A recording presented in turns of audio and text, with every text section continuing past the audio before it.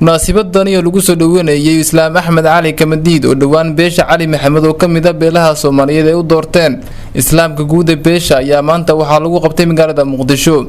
ujeedka munaasabadan ayaa ahaa isbarashada soo dhaweynta islaamka cusub waxaana munaasabadan ka soo qayb galay wasiir ku-xigeenka wasaaradda batroolka xukuumadda Soomaaliya senator xildhibaano ka tirsan labada aqal ee baarlamaanka dalka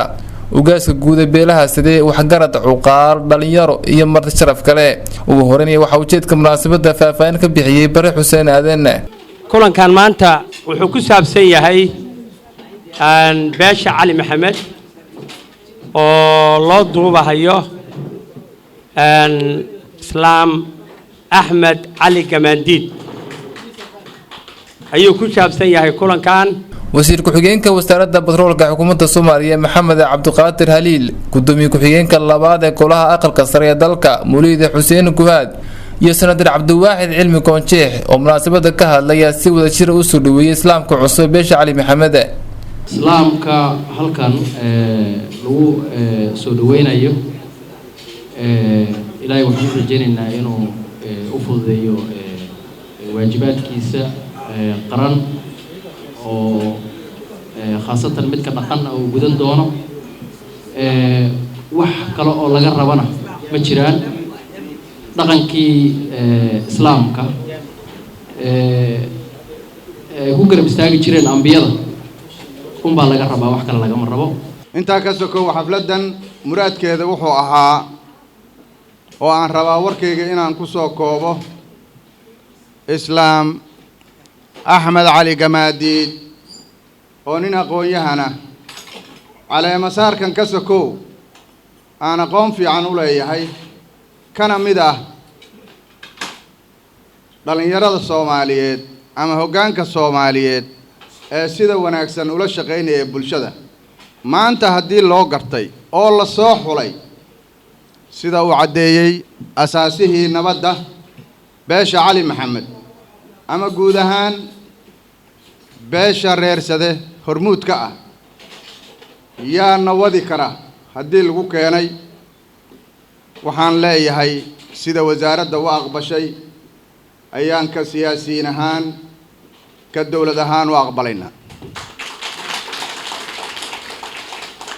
waxaan soo dhaweynayaa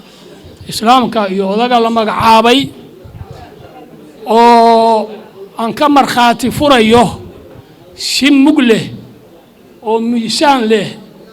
oo sharaf iyo magac leh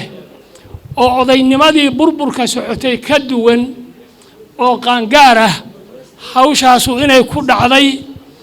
asna waa ugu hambaliyeynayaa intii hawsha qabatana waan ugu hambaliyeynayaa dhammaan meeshan waxaan ka cadeynaynaa maanta anoo ku hadlayaa afka wasaaradda arrimaha gudaha federaalka dib u heshiisiinta inay wasaaradda si buuxda u aqoonsatay islaamka islaam Cali Maxamed qaar ka mid ah hogaamiyaasha dhaqanka iyaguna munaasabada ka hadlay ayaa soo dhaweeyay islaamka cusub iyagoona sheegay inay la shaqeyn doonaan hogaamiye fiican oo lagu daydo Allah ka dhigo adinkana beesha Cali Maxamed kuwa umadu ku dayato Allah idinka dhigo runtii anoo ku hadlaya beesha afkasada gaar ahaan beesha aan ka soo joodo islaamka waan soo dhaweynay waana qaadanay waana la shaqeynaynaa insha Allah waxa ilaahay ka baryaynaayo kale xilka beesha ku dooratay inaad ilaahay kugu guuleeyo oo wadada xaqa ilaahay ku mariyo saaxiib soo dhawow gacmo furan baa kugu soo dhaweynaynaa islaamka cusub beesha Cali Maxamed islaam Ahmed Ali Gamandid ayaa isaguna munaasabada ka hadlay ayadoo ugu dambeyn munaasabada soo xulay ugaaska guud ee beelaha sidee ugaas Maxamed ugaas Xaashi ugaas Xirsi barnaamijkan xafladda ah oo juhdiga inta la eg lagu bixiyay ujeedadiisu waxay ahayd ogeysiinaya beesha sidee iyo mujtamaca Soomaalida wixii laga gaaro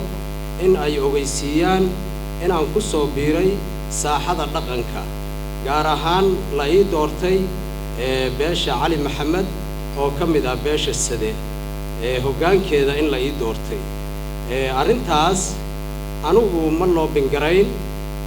ma aanan maxaan ku yiraahdaa isma sharixin campaign ma aanan samayn laakiin waxa weeye عقال كمدا بيشا يا قوان كاس جاري kadibna maxaan ku idhaahdaa u bandhigay dhammaan beeshii wixii ay ka gaaraan xafladdaana sidaan u dhigay ogeysiintaana sidaan maaragtay ujeedadeedu sidaan u soo bandhigay waxaan leeyahay maantayto runtii waxaa soo kordhay qiimo weyn iyo xoog weyn oo sharaf leh ayaa soo kordhay sababtoo ah